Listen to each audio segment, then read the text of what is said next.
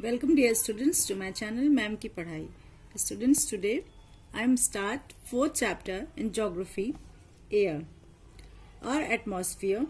We all know we cannot survive without air. हम सभी को पता है कि हम लोग बिना हवा के जिंदा नहीं रह सकते. Air is basically like a blanket enveloping us and everything around us. Air इस तरह से है जैसे कि एक ब्लैंकेट में हम लोग बंधे हुए हों, हम लोगों के चारों तरफ एक ब्लैंकेट की तरह है. This blanket of air that surrounds a planet is called atmosphere. और इस तरह की एयर के ब्लैंकेट से पूरा एक प्लैनेट जो सराउंड रहता है, पूरा कवर रहता है, इसी को हम एटमॉस्फेयर कहते हैं. On Earth, the atmosphere extends to almost 600 kilometre from the surface. और अर्थ पे जो एटमॉस्फेयर है वो लगभग 600 किलोमीटर से ऊपर तक है. अब इस एटमॉस्फेयर में क्या कंपोजिशन है? Composition of the atmosphere. The atmosphere is made up of various gases, water vapours, dust particles etcetera. जो हमारा एटमॉस्फेयर है इसमें बहुत सी गैसेस हैं, वाटर वेपर्स होते हैं और साथ में कुछ डस्ट भी होती है. A combination of various gases like nitrogen, oxygen, argon, carbon dioxide, helium, neon, hydrogen, ozone, etc. make the atmosphere. अब जो पूरा एटमॉस्फेयर बनता है जिन गैसेस से, उनमें nitrogen, oxygen, argon, carbon dioxide, helium, neon और हाइड्रोजन, ओजोन आदि रहती हैं. अब ये आप एक टेबल देख रहे हैं, इसमें ये शो हो रहा है कि किस गैस का क्या कंपोजिशन हमारे एटमॉस्फेयर में होता है. अब स्टार्ट करेंगे first gas, that is nitrogen. Its concentration is higher in the atmosphere, that is about 78.08%. जितने भी गैसेस हमारे एटमॉस्फेयर में प्रेजेंट हैं, इनमें सबसे ज्यादा अगर किसी का रेशियो ज्यादा है तो वो होता है नाइट्रोजन का, जो कि 78.08% होता है. It is found up to a height of 128 kilometre from the earth surface. और ये लगभग अर्थ के 128 किलोमीटर ऊपर हाइट पर फॉर्म होती है या पाई जाती है. Nitrogen is lighter than oxygen and carbon dioxide. और जो नाइट्रोजन होती है वो ऑक्सीजन और कार्बन डाइऑक्साइड की तुलना में हल्की होती है. Plants do not take nitrogen directly from the atmosphere. जो प्लांट्स होते हैं वो एटमॉस्फेयर से डायरेक्टली नाइट्रोजन तो नहीं ले पाते हैं, but they get it from their roots. लेकिन वो अपने रूट्स के थ्रू, अपनी जड़ों के थ्रू इसको लेते हैं. Both the plants and small organism like bacteria etcetera need nitrogen for their survival. और चाहे वो प्लांट्स हों, चाहे वो छोटे ऑर्गेनिज्म हों जैसे बैक्टीरिया वगैरह, इन सभी को सरवाइव करने के लिए यानी जिंदा रहने के लिए नाइट्रोजन की जरूरत होती है. Second gas is oxygen. After nitrogen, it is the second most plentiful gas in the atmosphere. Atmosphere में नाइट्रोजन के बाद जो सबसे ज्यादा क्वांटिटी में गैस है वो है oxygen. It is heavier than nitrogen. ये नाइट्रोजन से भारी होती है, while lighter than carbon dioxide. और जब कार्बन डाइऑक्साइड से ये हल्की होती है. It's concentration is about 20.94% in the atmosphere. और ये एटमॉस्फेयर में लगभग 20.94% रहती है. Oxygen is also called the life gas. इसे लाइफ गैस भी कहते हैं या जीवन देने वाली गैस भी कहते हैं, as it is the basis of the life for all organism including human beings. क्योंकि इसके ही थ्रू जितने भी जीव जंतु हैं वो और साथ में मनुष्य को भी लाइफ मिलती है. थर्ड है carbon dioxide. It is the heaviest gas off the atmosphere. ये सबसे भारी गैस एटमॉस्फेयर की होती है. It is highly variable gas off the atmosphere because it's concentration always varies with the variability of the level of pollution. ये सबसे ज्यादा variable gas है एटमॉस्फेयर की. मतलब कि ये इसका जो अमाउंट होता है वो हमेशा कम ज्यादा होता रहता है. ये इसलिए होता है क्योंकि जितना पॉल्यूशन होगा उसी के हिसाब से ये वेरिएबल होता रहता है, कम और ज्यादा. It's concentration is about 0.03% in the atmosphere. और इसका लगभग 0.3% एटमॉस्फेयर में कंसंट्रेशन होता है. Carbon dioxide is essential for the growth of plants because they prepare food with its help. और जो कार्बन डाइऑक्साइड होती है वो प्लांट्स के लिए बहुत ज़रूरी होती है, क्योंकि जो प्लांट्स होते हैं वो अपना फूड इसी के थ्रू बनाते हैं। The amount of absorb carbon dioxide by the plants seem to be equal to the amount release by the human beings and animals. जो अमाउंट होता है एब्जॉर्ब किया हुआ कार्बन डाइऑक्साइड का प्लांट्स के थ्रू, वो और साथ में ह्यूमन बींग्स और एनिमल्स के थ्रू रिलीज किया हुआ यानी छोड़ी जाने वाली जो कार्बन डाइऑक्साइड गैस होती है, ये हमेशा एक बराबर ही सीम होता है, मतलब प्रतीत होता है। This makes a perfect balance in our environment, जिसके थ्रू हमारे एनवायरमेंट में एक सही बैलेंस होता है ये है कि जितनी हमने कार्बन डाइऑक्साइड हमने और जानवरों ने मिलकर रिलीज किया यानी छोड़ा, उतना ही गैस जो ये प्लांट्स होते हैं वो उसको कंज्यूम कर लेते हैं या एब्जॉर्व कर लेते हैं, तो जिससे एटमॉस्फेयर हमारा एकदम सही रहता है। But it's balance is disturbing day by day, लेकिन इसका जो बैलेंस है वो डे बाई डे खराब होता जा रहा है, because the factories, industries, vehicles etcetera are adding a huge amount of pollutant in it. क्योंकि फैक्ट्री हैं, इंडस्ट्रीज हैं, जो व्हीकल्स हैं, हमारे वाहन हैं, इन सब के थ्रू बहुत ज़्यादा पॉल्यूशन हमारे इस एटमॉस्फेयर में ऐड हो रहा है। This imbalance is adversely affecting earth's weather and climate and our day to day life, जिसकी वजह से बहुत ही बुरा प्रभाव हमारी अर्थ पर और हमारे वेदर पर पड़ रहा है, हमारे क्लाइमेट पर पड़ रहा है, और हमारा जीवन डे बाय डे इससे बुरी तरह प्रभावित हो रहा है। फिर फोर्थ गैस है, that is ozone. It is produced by the action of the solar radiation on oxygen gas present in the atmosphere. ये जो प्रोड्यूस होती है ये सोलर जो यानी कि सन की जो रेजेस होती है, इसके रेडिएशन से ऑक्सीजन गैस के जो प्रेजेंट होती है एटमॉस्फेयर में, उसके साथ में ये एक्शन करके प्रोड्यूस होती है। It's concentration in the atmosphere is about 0.00006%। इसका जो कंसंट्रेशन है जो पूरे एटमॉस्फेयर में वो बहुत ही कम है, आप देख सकते हैं ये 0.00006% है। It absorbs harmful ultraviolet rays coming from the sun, और ये सन से आने वाली जो सबसे खतरनाक अल्ट्रावायलेट रेजेस होती हैं, इससे हमको बचाता है। Dust particles and water vapours, अब हमारे एटमॉस्फेयर में सिर्फ गैसेस तो होती ही नहीं है, इसके अलावा डस्ट भी होती है और वाटर वेपर्स भी होते हैं। The concentration of water vapours and dust particles vary from time to time and place to place. अब इसका जो एग्जैक्ट रेशियो ये नहीं बताया जा सकता है, क्योंकि जो वाटर वेपर्स और जो डस्ट पार्टिकल्स होते हैं ये एक समय में एक जगह से दूसरी जगह पर वैरी करते हैं, मतलब डिफरेंट होते हैं।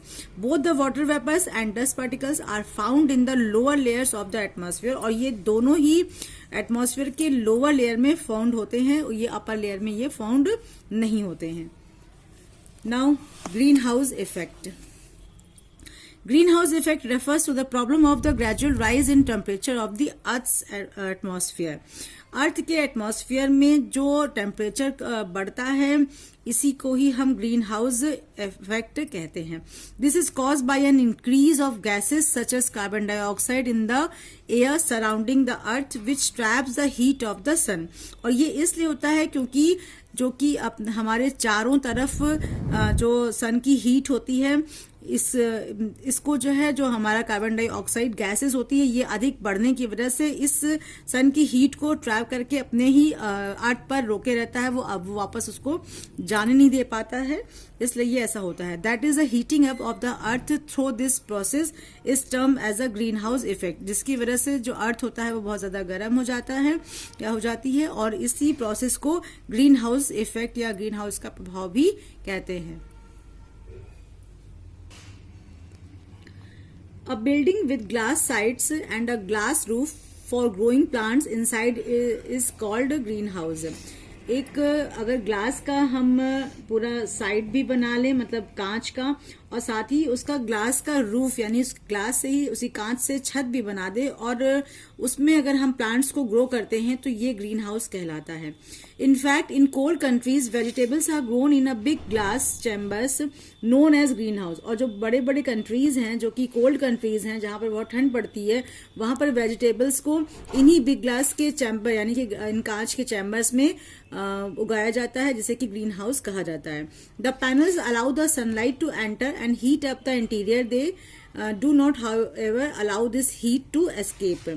और जो ये पैनल होता है यानी कांच का जो पूरा पैनल होता है, ये सनलाइट को एंटर करने के लिए अलाउ तो कर देता है, और साथ ही साथ में उसको बहुत अच्छे से हीट करता है, और इसके हीट होने की वजह से दिस हीट टू एस्केप, और वो इस जो गर्मी है उसको वापस निकलने नहीं देता है, वो हीट इसी के अंदर बनी रहती है, जिससे कि वेजिटेबल्स या जो भी कुछ ग्रो किया जा रहा है उसको सही एटमॉस्फेयर मिलता है। The trap energy causes the heating up of the glass chamber, और जो ट्रैप की हुई एनर्जी मतलब उसके अंदर जो हीट पहुंच गई है वो ग्लास चैम्बर को अच्छे से हीटिंग अप करती है and allows vegetables to grow, और जिससे वेजिटेबल्स अच्छे से ग्रो हो जाती है। The green house effect in similar manner keeps the earth surface warmer than it would be without it, और जो ग्रीन हाउस इफेक्ट होता है इसी की वजह से जो हमारा अर्थ सरफेस है ये गर्म होता है, और अगर ये नहीं होता तो ऐसा नहीं हो सकता था। The out going heat is blocked by carbon dioxide layer and water vapour present in the air, और जब ये ग्रीन हाउस जो होता है यानी कि जो सन रेजेस आती हैं ये ब्लॉक कर दी जाती हैं कि वो वापस ना जा पाए, ये होता है कार्बन डाइऑक्साइड और वाटर वेपर के थ्रू, जो कि इसको एयर में ट्रैप कर लेता है। The excess pollutants in atmosphere have form this layer, और इसके अलावा कुछ एक्स्ट्रा जो पॉल्यूशन वगैरह होते हैं एटमॉस्फेयर में वो भी इस हीट को पूरे एटमॉस्फेयर में ट्रैप कर लेते हैं। On account of this trapped energy the earth is getting gradually warmer, और इस जो एक्स्ट्रा जो एनर्जी ट्रैप हो जाती है बहुत सारे पॉल्यूशन की वजह से, तो जो अर्थ की जो ग्रेजुअली जो मतलब जो नॉर्मल उसकी जो हीटिंग रहती है उससे ज्यादा वो हीट होने लगती है। It is known as global warming, जिसे कि ग्लोबल वार्मिंग के नाम से जाना जाता है।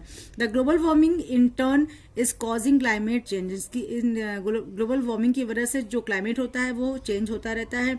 It may lead to extinction of some plants and animals in the long run, इसकी वजह से बहुत से प्लांट्स और एनिमल्स बहुत लंबे समय तक नहीं जीवित रह पाते हैं।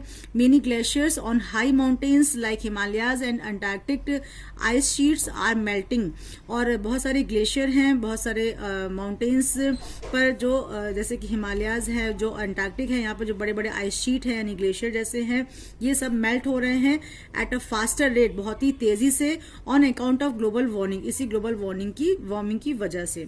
As a result the sea level rises, इसकी वजह से जो सी लेवल है, अब जब आइस आपका जो ग्लेशियर्स हैं जब वो पिघलेंगे तो उनका पानी कहाँ पर आता है, सी लेवल पर आता है, जैसे कि सी लेवल क्या हो रहा है, राइज हो रहे हैं, बढ़ रहे हैं। Causing floods in the coastal areas, जिसकी वजह से जो कोस्टल एरियाज होते हैं वहां पर फ्लड अक्सर ही आते रहते हैं। Now structure of the atmosphere, अब जो पूरा एटमॉस्फेयर है इसका क्या एक्चुअल स्ट्रक्चर है, इसे आप लोग इस फिगर के थ्रू देख सकते हैं, बाकी इसमें समझाया गया है। Like the lithosphere the atmosphere is also found in different layer, जैसे कि लिथोस्फेयर में कई लेयर होती है वैसे एटमॉस्फेयर में भी डिफरेंट लेयर्स होती हैं। Based on temperature the atmosphere is divided vertically into 5 layers, temperature के अकॉर्डिंग या टेम्परेचर को देखते हुए एटमॉस्फेयर को वर्टिकली मीन्स ऐसे ऊपर से नीचे हम 5 लेयर्स में डिवाइड करते हैं। दीज 5 लेयर्स आर, जो ये 5 लेयर हैं वो है troposphere, stratosphere, mesosphere, thermosphere and exosphere. तो इनके बारे में अब हम आगे पढ़ेंगे। First is troposphere. The troposphere is the layer next to the ground or surface of the earth. Earth के बाद जो सबसे पहले लेयर आती है एटमॉस्फेयर की, इसे हम ट्रोपोस्फेयर के नाम से जानते हैं। It extends up to 10 to 12 kilometres in height, ये लगभग 10 से 12 किलोमीटर ऊंचे पर होती है। Most of the clouds you see in the sky are floating in the troposphere, और जितने भी हम लोग क्लाउड्स आकाश में उड़ते हुए देखते हैं वो ज्यादातर इसी ट्रोपोस्फेयर में ही रहते हैं। Most of the weather phenomena like rainfall, fog, hailstorm etcetera take place है, और जितना भी फेनोमिना होता है जैसे कि रेनफॉल है और फॉग है या आपका बर्फ गिर रही है, स्नो फॉलिंग हो रही है, ये सब कुछ हमारा इसी लेयर में ही होता है। Second is stratosphere. This is the second layer of the atmosphere which lies directly above the troposphere. Troposphere के ठीक बाद में जो हमारा एटमॉस्फेयर में लेयर आती है वो हमारी स्ट्रेटोस्फेयर है। Stratosphere is found between 12 to 50 kilometre above the earth surface, और ये अर्थ सरफेस के लगभग 12 से 50 किलोमीटर अबव पर होती है। It is here that we find the ozone layer, और ये उस जगह है जहां पर हमको ओजोन लेयर मिलती है। Ozone is a colourless gas found in upper most upper atmosphere of the earth which filter out harmful radiation of the sun। और जो ये ओजोन है ये एक कलरलेस मतलब बिना किसी कलर की एक गैस होती है जो कि अपर एटमॉस्फेयर पर पाई जाती है अर्थ के, जो कि फिल्टर करती है हार्मफुल रेडिएशन जो सन का होता है उससे हमारे अर्थ को सेव करती है। Without the ozone layer life would have cease to exist on our planet. और बिना ओजोन लेयर के हमारे प्लैनेट पर लाइफ संभव नहीं थी। Ozone is a form of oxygen and its chief function is filtering ultraviolet rays of the sun reaching the earth.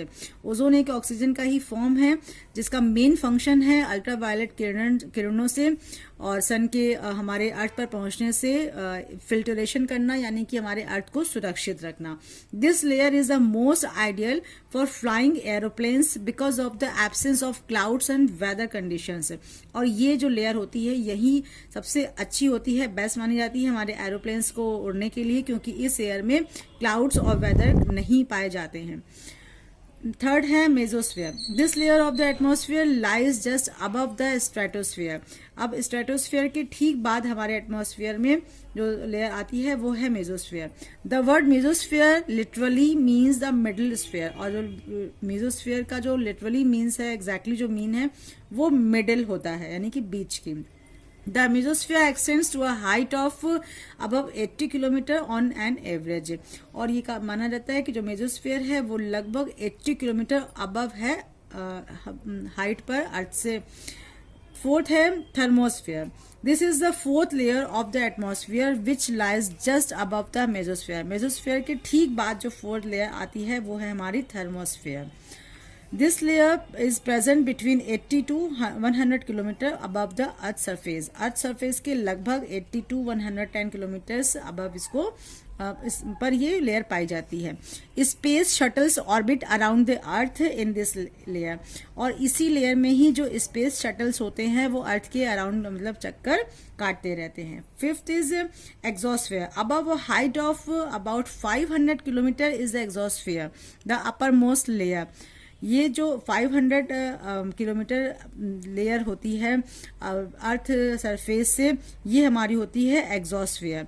Where the atmosphere merge into outer space, जो कि वहां से आउटर स्पेस से हमारा एटमॉस्फेयर मर्ज होने लगता है। This layer has a very thin air and is composed of light gases like helium and hydrogen। और इस लेयर में बहुत ही पतली यहाँ पर लेयर होती है और ये बहुत लाइट गैसेस से बना होता है या पाई जाती है बहुत ही लाइट गैसेस जो जैसे कि हीलियम और hydrogen. Satellites are stationed in this area about 500 to 1000 kilometre from अर्थ। अर्थ से लगभग 500 से 1000 किलोमीटर ऊपर पर सैटेलाइट्स को वहां पर रखा जाता है या वहां पर स्टेशन किया जाता है। Gravitational pull is minimum in this layer. और इस लेयर में जो ग्रेविटेशनल पुल होता है यानी कि जो ग्रेविटेशन होता है अर्थ का वो बहुत ही ज्यादा कम होता है। अब हम देखते हैं कि इम्पोर्टेंस ऑफ एटमॉस्फेयर। एटमॉस्फेयर का क्या इम्पोर्टेंस है हमारी लाइफ में। It's acts as a huge blanket that provides a protective shield against extreme heat. ये एक बड़े से ब्लैंकेट के रूप में काम करता है जो कि हमको एक्सट्रीम हीट से शील्ड करता है यानी कि बचाता है। The atmosphere acts as a green house by keeping the earth warm. और जो एटमॉस्फेयर है ये ग्रीन हाउस की तरह काम करता है जो कि पूरे अर्थ को वार्म रखता है यानी गर्म रखता है। It gives us air to breathe. और ये हमको सांस लेने के लिए एयर देता है। The atmosphere protects us against falling debris from the space। और जब अगर ये एटमॉस्फेयर ना होता तो स्पेस से जो डायरेक्ट रबिश या कुछ भी जैसे आप लोग सुनते होंगे उल्का पिंड्स वगैरह गिरते रहते हैं तो वो डायरेक्ट अर्थ पे आ जाते हैं। ऐसे वो इस एटमॉस्फेयर में आकर हम लोगों को बचा लेते हैं। It is provides as rain and weather phenomena. ये फिनोमिना है, आर लिखा हुआ है, इसको आप एन बना लीजिएगा। ये हमको रेन और वेदर जैसा फिनोमिना प्रदान करता रहता है। The ozone layer in the upper stratosphere protects us from the harmful ultraviolet rays of the sun. और जो ओजोन लेयर है वो हमको सन की अल्ट्रावायलेट रेजेस से प्रोटेक्ट करता है। It is essential for both plant and animal life. ये प्लांट और एनिमल दोनों के लिए ही इम्पॉर्टेंट है, because it contains life sustaining gases, क्योंकि इसमें जीवन जीने की गैसेज होती हैं, such as oxygen, nitrogen and carbon dioxide, जिसमें कि आपकी ऑक्सीजन, नाइट्रोजन और कार्बन डाइऑक्साइड नाम की गैसेज होती हैं। तो students, now this chapter is completed.